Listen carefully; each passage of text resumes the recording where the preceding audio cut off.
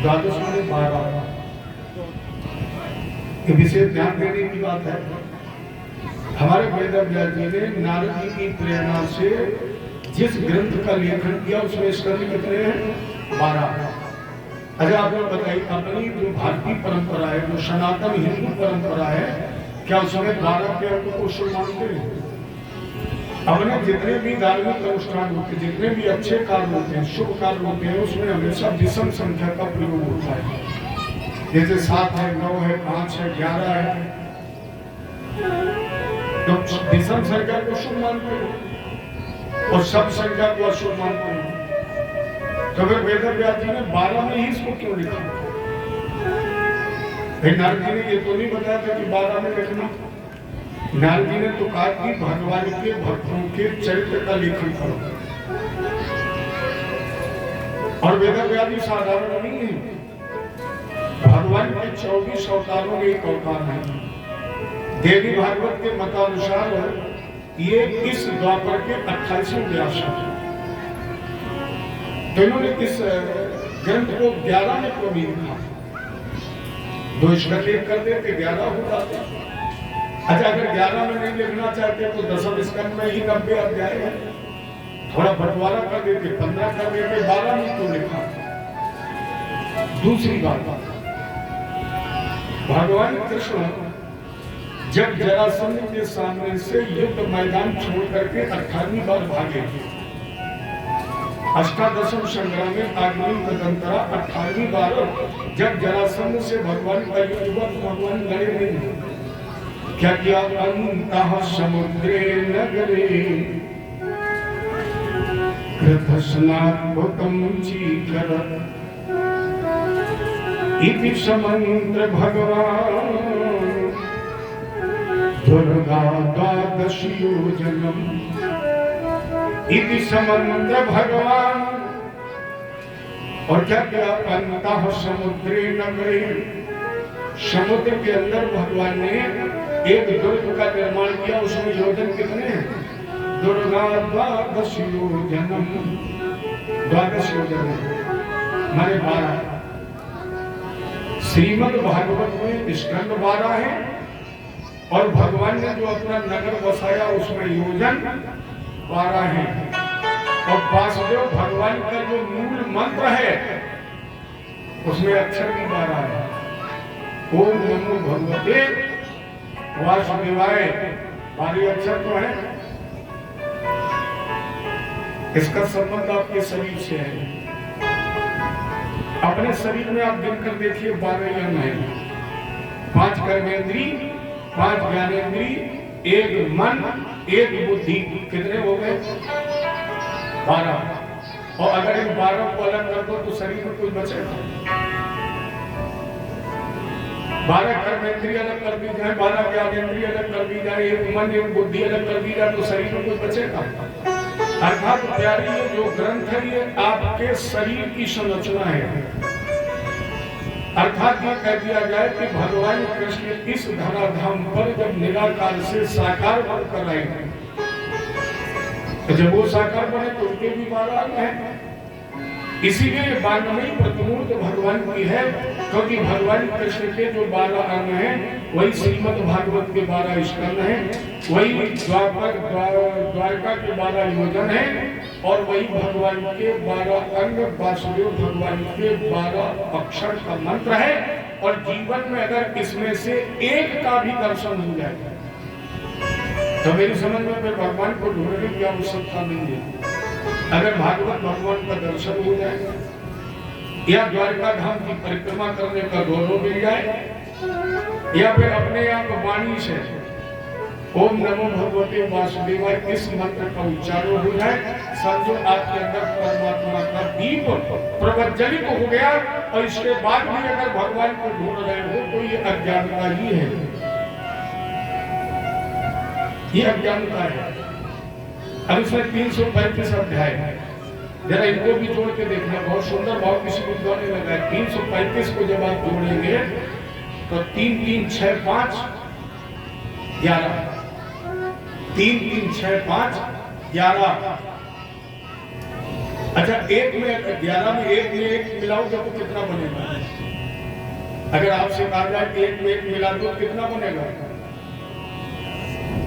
11 नहीं बनेगा, न 11 बनेगा न 2 बनेगा।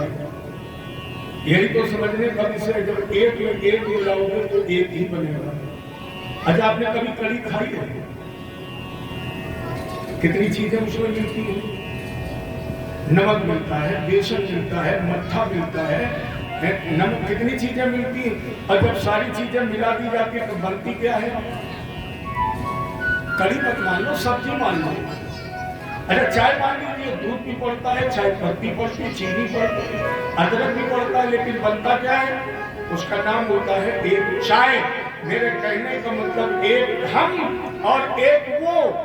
335 का मतलब 11, 11 का मतलब एक जीव, एक ब्रह्म, और 7 दिन का जो प्रगत परमात्मा जीवन हमें मिला है वो हम क्यों ना एक से एक में मिला दें। और जब एक से एक में मिला देंगे कितना हो जाएगा? एक। अरे इस कथा का उद्देश्य तो यही है, हमें एक ही तो होना है। बहुत दिन हम उससे दूर रहेगा, हमें एक होना है, क्योंकि हम वही तो हैं। 335 अध्याय, 18,000 श्लोक, इसमें 8 माया है और 1 ब्रह्म है।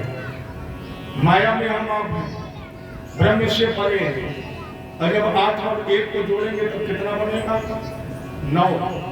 पूर्णांक 9 ही तो है, ना घटता है ना बढ़ता है। तो अभी तक तो हम घट भी रहे हैं, बढ़ भी रहे हैं। अब हमें इस कथा को सुन करके 8 के अंक को 1 में जोड़ देना है, और जब 1 में जोड़ देंगे तब कितना बन जाएगा? 9। माने हम भी पूर्ण बन जाएंगे। और हमारे शास्त्र कहते हैं हम ब्रह्मास्मि, मैं उससे कहीं दूर नहीं हूं। अरे बाबा भी तो कहते हैं ईश्वर अंश जीव अविनाशी, और चेतन अमर सहज सुख।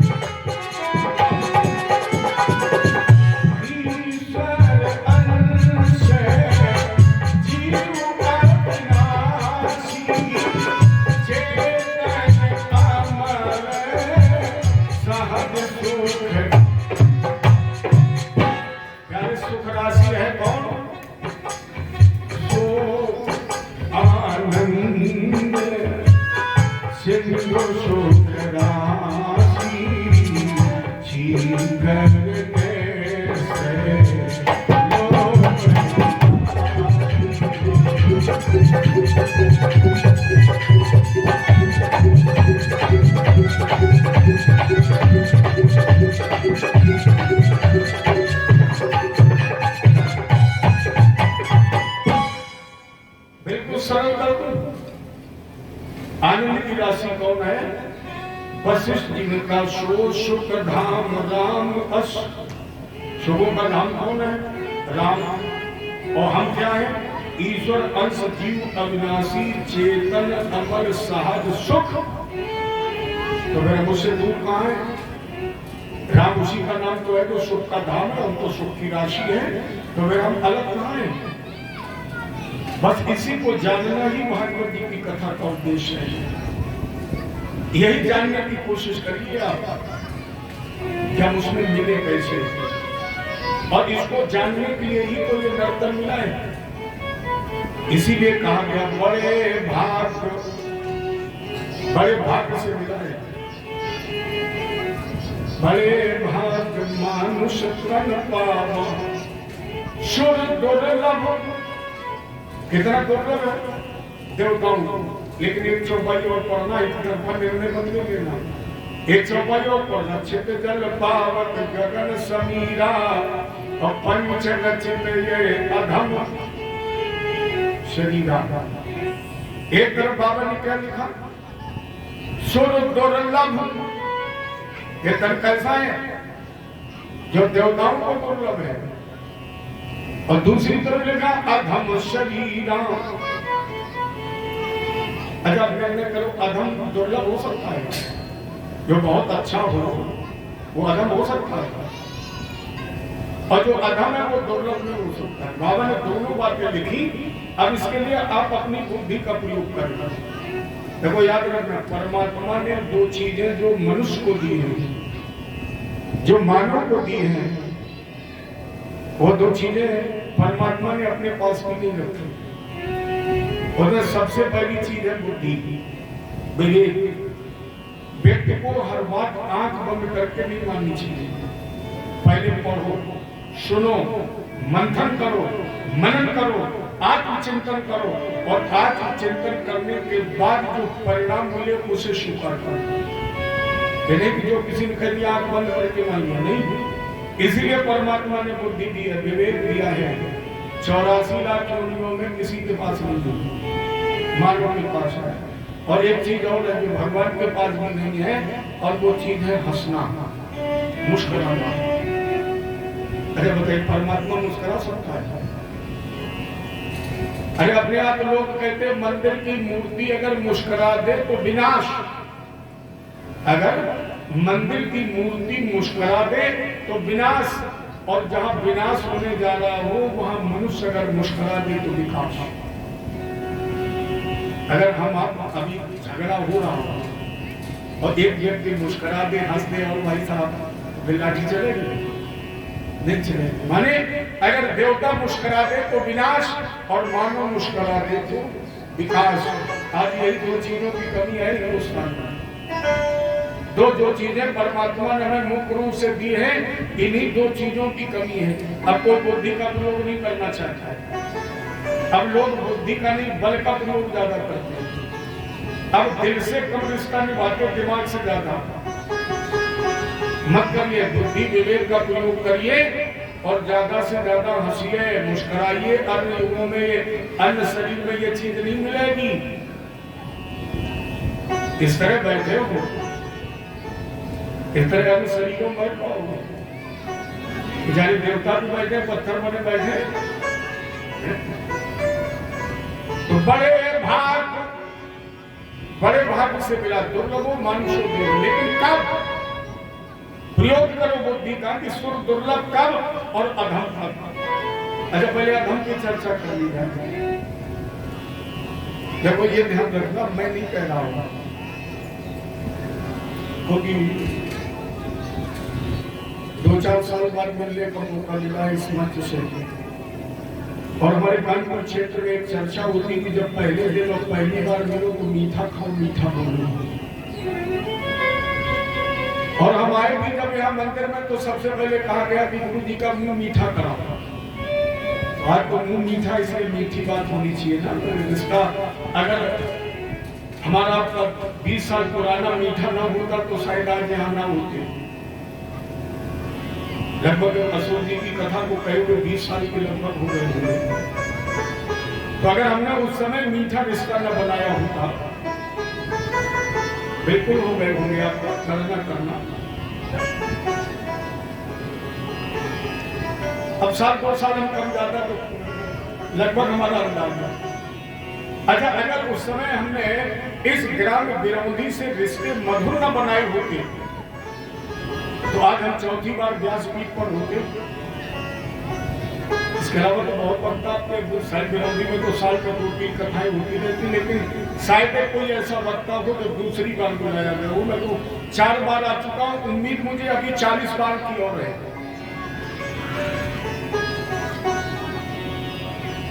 इसलिए पहले दिन मीठा खाया, इसलिए मीठा बोलो, रिश्ता मीठा रहेगा। अधम कौन है?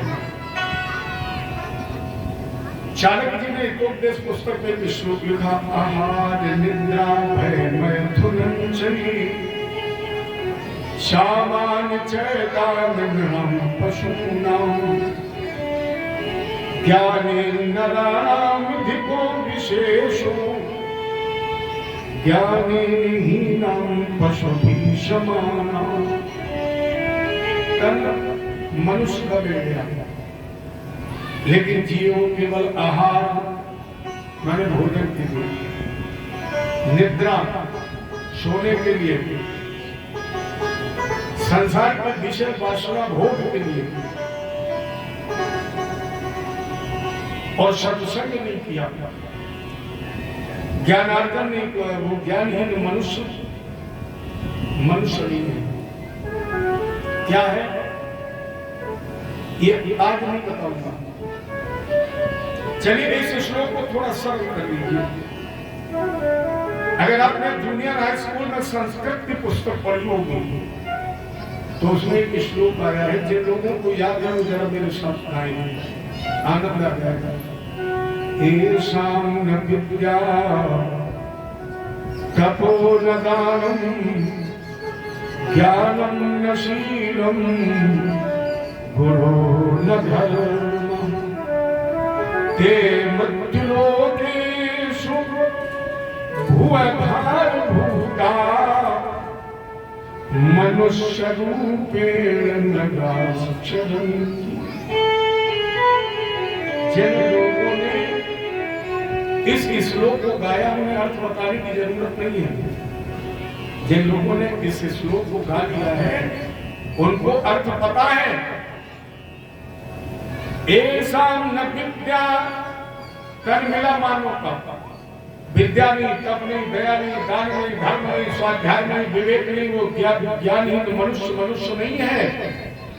क्या है नहीं बताऊंगा, आप लोग समझदार हैं। इसको थोड़ा और सरल कर लो, हिंदी में कर लो। बाबा गोस्वामी जी ने, मैं नहीं कह रहा, गोस्वामी जी ने लिखा, कर शूकर करत है खान पान रस भोग तुलसी प्रथा न खोइए यह तन भजने योग। ये शरीर भजन करने के योग है, और अगर भजन न किया तो तू कर सू कर करत है। पहले अपने पत्र लिखे जाते थे, हमने देखा लोग 20-20 पेज चिट्ठी लिखते थे और इसके बाद नीचे लिख देते थे, ज्यादा क्या लिखूं आप स्वयं समझदार हैं। ज्यादा क्या लिखूं आप स्वयं समझदार हैं। मेरे कहने का मतलब ये, मैंने अधम की परिभाषा आपके सामने की। अब दुर्लभ कौन है? सुई पावने सुई। दुर्लभ की तो बहुत छोटी परिभाषा है, अधम की तो बहुत लंबी है, लेकिन सुलभ और दुर्लभ की तो बहुत छोटी परिभाषा बाबा जी ने कर दी। क्या लिख दिया? सुई पावने सुई शोभागे शरीरा तो पाई भजे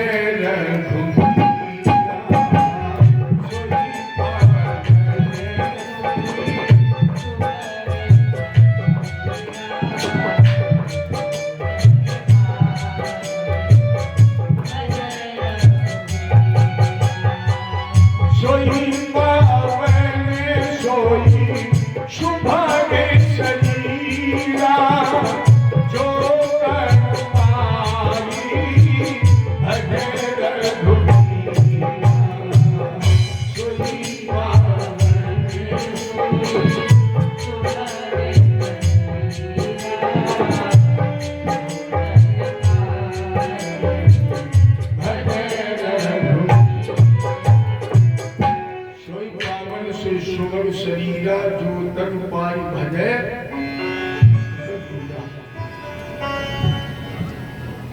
वो तन श्रेष्ठ है, वो दुर्लभ है, वो सफल है जो इस तन प्राप्त करके भगवान का भजन करता है। तो हम इस समय ये कह सकते हैं कि हम आज सभी दुर्लभ हैं, आज हम सभी पावन हैं, क्योंकि आज तो भगवान की कथा से जुड़ गए हैं। यहाँ भजन करने के लिए बैठे हैं, सत्संग करने के लिए बैठे हैं, और इससे सबसे जरूरी चीज है इसमें सुनना। सबसे आवश्यक कार्य है सुनना, क्योंकि प्यारे बगैर सुने दुनिया का कोई कार्य हो ही नहीं सकता। अगर जीवन नैया को सुव्यवस्थित रूप से चलाना है तो सबसे पहले एक आदत डाल लो सुनने की। जो सुनता है उसी का काम बनता है, और जो नहीं सुनता है अरे एक बताइए, सोचिए, जब माँ भोजन बनाती है तो बेटे से क्या कहती, बेटा सुनो।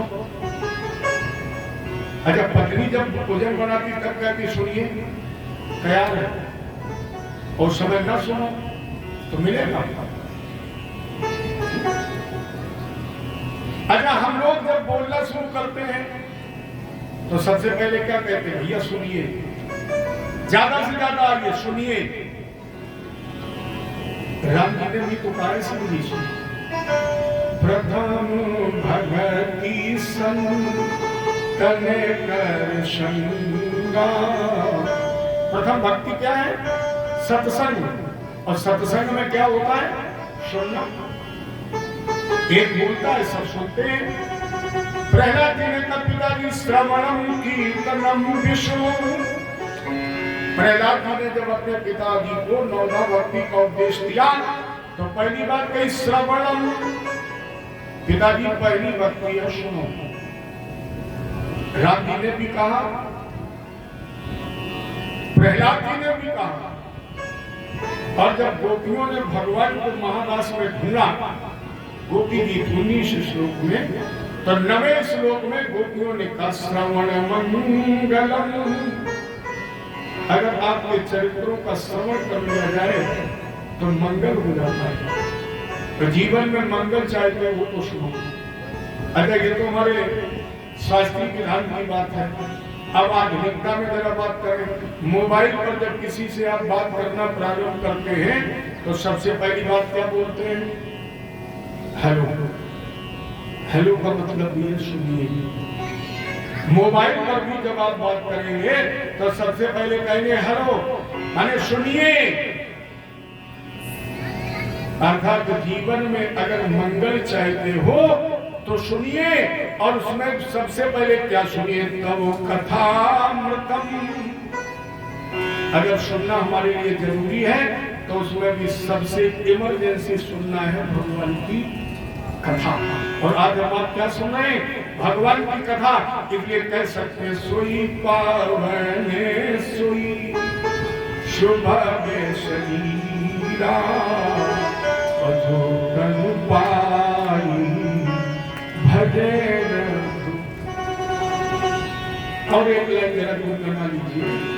अरे मानो बन गए वो करनी संहारियो, मानो बन गए वो करनी संहारियो, हीरा जन्म ना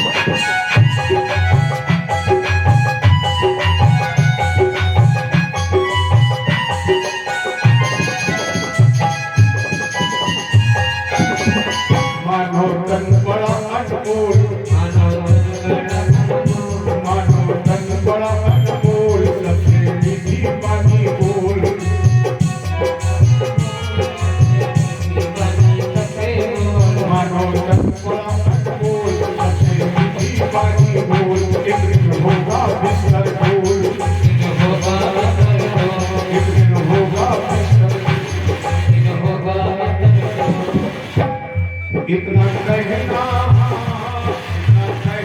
तो संतों का मानियो, जन्म ना बिगाड़ियो, मानो बन गए हो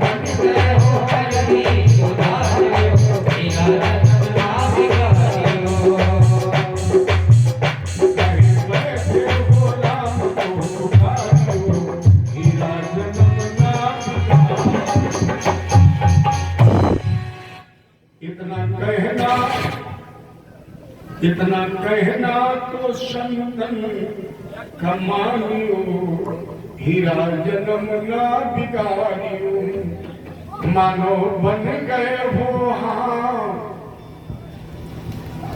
मानो के रूप में जन्म लेना अलग बात है और मानव की तरह रहना अलग बात है। अगर ऐसा ना होता तो लोग ये क्यों कहते कि तुम आदमी हो, आदमी की तरह रहना। इसके मतलब आदमी के रूप में पैदा होना अलग बात है और आदमी की तरह रहना अलग बात है। लोग कहते तुम बेटी हो, बेटी की तरह रहो, तुम बहू हो, बहू की तरह रहो। बहू के रूप में डोली पर बैठकर आना अलग बात है और परिवार में बहुवत व्यवहार करना अलग बात है। अर्थात मानव बने हो तो मानव धर्म का विकास करिए। और ये ग्रंथ इसीलिए महापुराण की उसे उपाधि मिली है, तो ग्रंथ आपके सामने है। इसे महापुराण की इसीलिए उपाधि मिली है कि ये मानव धर्म का विकास करती है, ये मानवता सिखाती है। इसमें किसी विशेष धर्म की चर्चा नहीं की, न किसी विशेष ईश्वर की चर्चा है। जैसे आप रामायण पढ़े तो कम से कम 8 घंटा आपको स्तुति में ही लग जाएगा, उसमें तो मूर्ख तक की स्तुति है। शिव पुराण पढ़े तो शंकर जी की स्तुति, देवी पुराण पढ़े देवी जी की स्तुति। लेकिन जब आप भागवत जी का प्रारंभ करेंगे तो इसमें किसी की स्तुति नहीं है, केवल सत्य की स्तुति की गई। सत्यम परम धीमहि, हम सत्य को प्रणाम करते हैं। इसमें ना हिंदू, मुस्लिम, ईसाई किसी की भी कोई चर्चा नहीं है। ये केवल मानव धर्म का विकास करती है। और मेरी समझ में अपने देश में सर्वश्रेष्ठ धर्म अगर कोई है तो मानव धर्म ही है। अगर आप जरा सोचिए, जन्म और मृत्यु परमात्मा प्रदत्त है और ध्यान देने की बात है, जन्म और मृत्यु परमात्मा प्रदत्त है। इसके बाद तुम जलाए जाओगे, तुम गाड़े जाओगे, तुम दफन किए जाओगे, तुम समाधि लगाई जाएगी। ये परंपरा भगवान की बनाई नहीं है, ये मानव की बनाई है। जन्म और मृत्यु परमात्मा ने बनाया है। और नहीं तो जरा सोचिए, जैसे हम पैदा होते हैं उसी तरह पंजाबी पैदा होता है। विश्व में आज तक मानव के अलावा कोई विशेष धर्म को लेकर पैदा हुआ हो तो प्रमाणित कर दें। सब एक ही तरह पैदा हुए हैं और केवल मानव पैदा हुआ। मानव पैदा होने के बाद कोई मुसलमान बन गया, कोई ईसाई बन गया, कोई सिख बन गया, कोई जैन बन गया। भगवान ने केवल पैदा किया मानव। और जन्म की विधा भी एक ही है और प्यारे मरने की विधा भी एक ही है, किसी भी धर्म का हो। इसलिए भागवत धर्म मानव धर्म का विकास करती है, मानवता सिखाती है। इसलिए मेरा निवेदन, मानो बन गए हो करनी संभालियो, हीरा जन्म ना बिगाड़ियो। ज्यादा मत मानिए, इतना कहना तो संतों का मानियो, हीरा जन्म ना बिगाड़ियो। कहे बैठे हो राम को पुकारियो, हीरा जन्म ना। फिर वही चौपाई दोहरा लीजिए, सोई पावन सोई सौभाग्य शरीरा, और जो तनु पाई भले रघुबीरा। और जब हम पवित्र हो गए, जब हम पावन बन गए, पुनीत हो गए, दुर्लभ हो गए, हमारे ठाकुर जी ने कृपा कर दी और अपनी वांगमयी प्रतिमूर्ति भागवत भगवान के दर्शन का मैं आपको गौरव दे दिया, जिसका प्रथम श्लोक सच्चिदानंद रूपाय विश्वोत्पत्त्यादि हेतवे तापत्रे विनाशाय श्री कृष्णाय वयं नुमः। यह मंगलाचरण भागवत का प्रथम श्लोक है और मेरी दृष्टिकोण में पूरी भागवत का ये सार है। सच्चिदानंद, देखो जिस परमात्मा का आप चिंतन करते हैं, जिसने सृष्टि की संरचना की है, उसका प्रथम नाम सच्चिदानंद ही है। राम, कृष्ण, नरसिंह, परशुराम, वामन, खुदा, गौर, ये तो भक्तों ने अपने अपने मन से भगवान के नाम रख लिए हैं। उसका एक नाम है सच्चिदानंद। सत, चित और आनंद। सबसे पहला नाम सत्य, क्योंकि चाणक्य जी ने लिखा सत्येन धार्यते पृथ्वी, सत्येन तपते रवि, सत्येन वायुश्चे सर्वे सत्यम प्रतिष्ठितम्। सत्येन धार्यते पृथ्वी, कौन सत्य? बोले जिसकी धुरी पर पृथ्वी टिकी है, जिससे सूर्य प्रकाश देता है। जहां तक हमारी आपकी दृष्टि पहुंच रही, सब सत्य की धुरी पर ही तो टिका है, और कोई रास्ता है टिकने? आप आज टिके, बोले पृथ्वी पर। पृथ्वी किस पर टिकी? बोले शेषनाग के फन पर।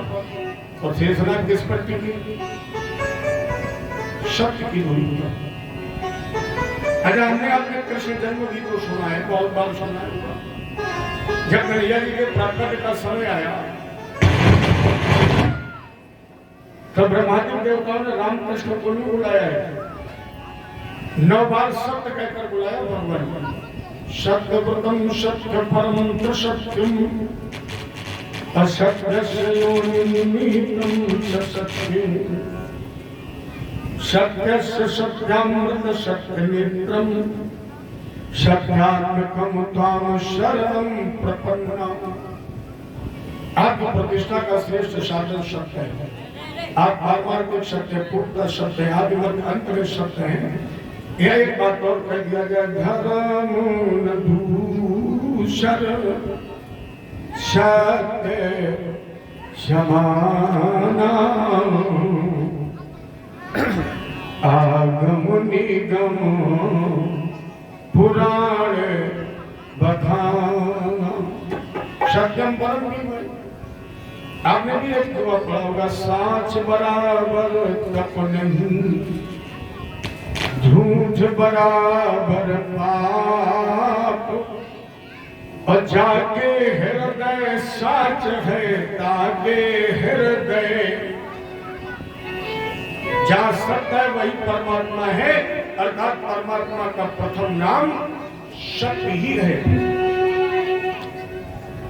दूसरा नाम चित्त माने प्रकाश, जो स्वयं चित्त में प्रकाशित है।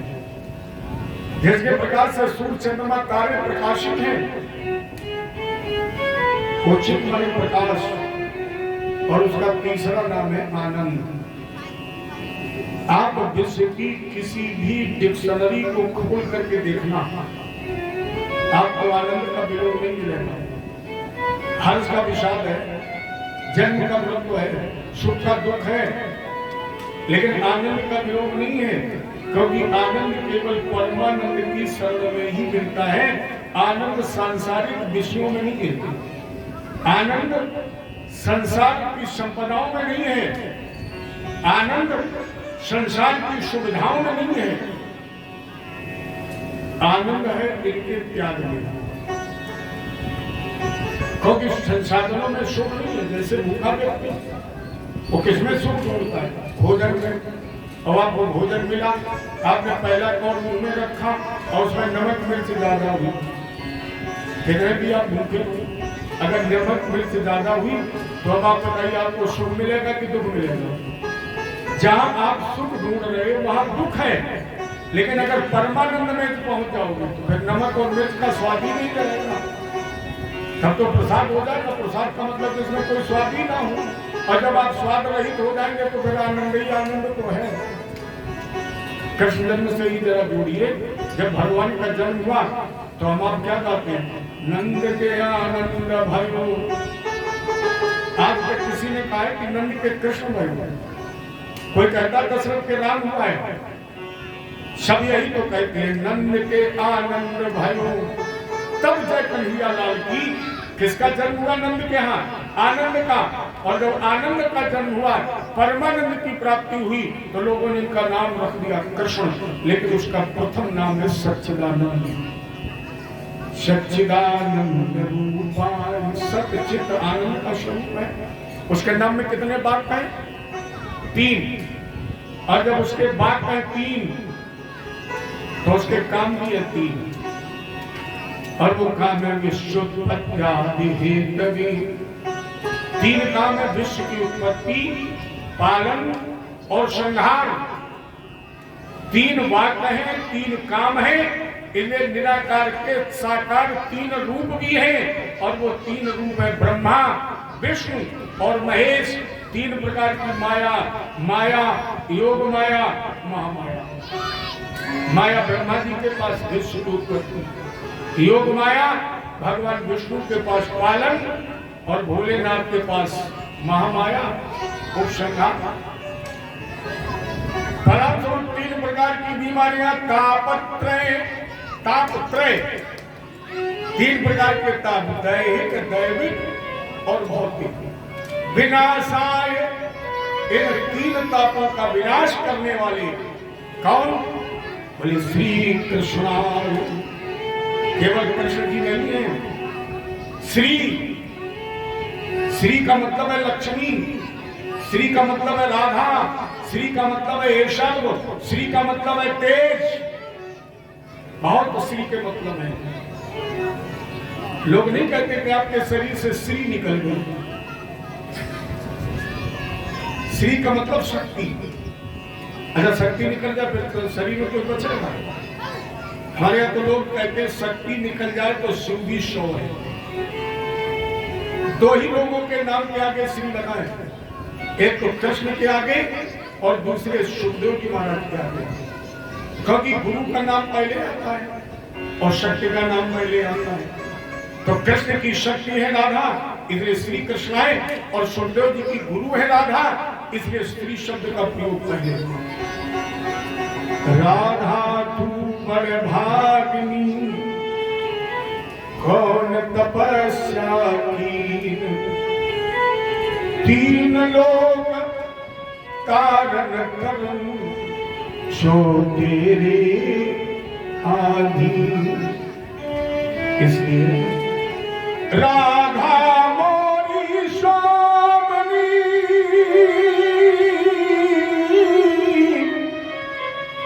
मैं राधे तुको दास, जन्म जन्म मोहि दीजियो श्री वृंदावन।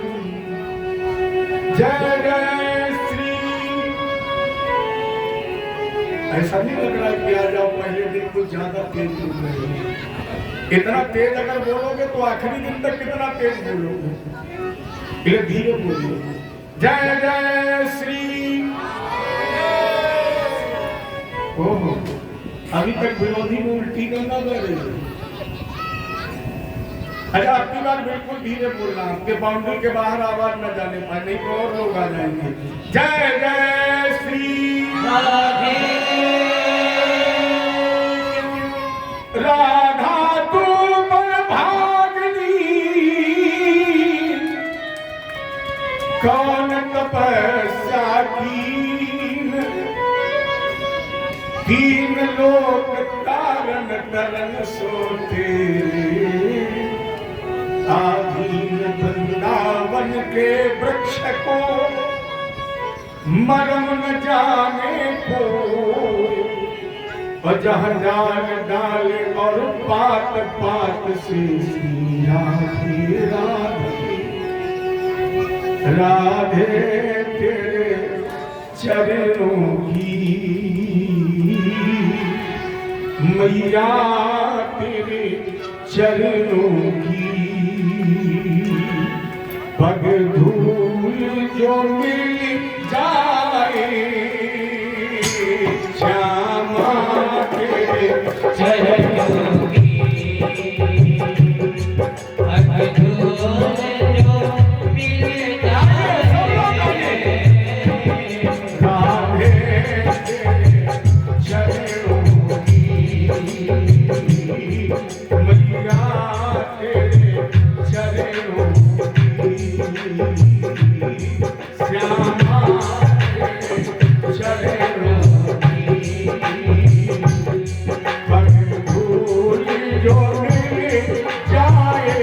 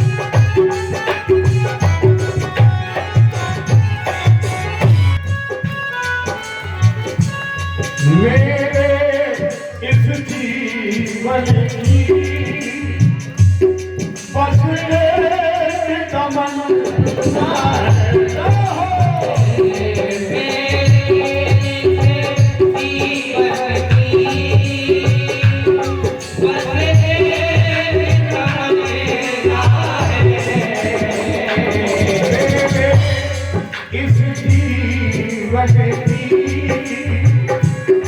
बस एक तमन्ना है,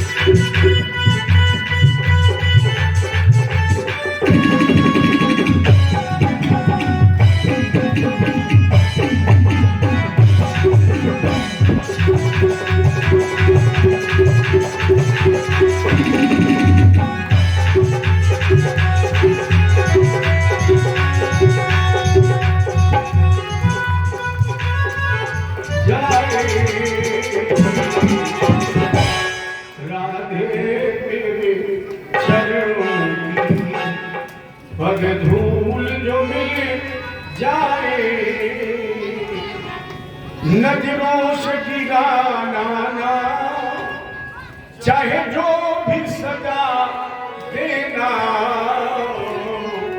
क्योंकि नजरों से जो गिर जाए, नजरों से जो गिर जाए, मुश्किल है संभल पाए। राधे श्री कृष्णाय, या दूसरे शब्दों में कह दिया जाए, सुनो बरसाने वाली गुलाम फेरो,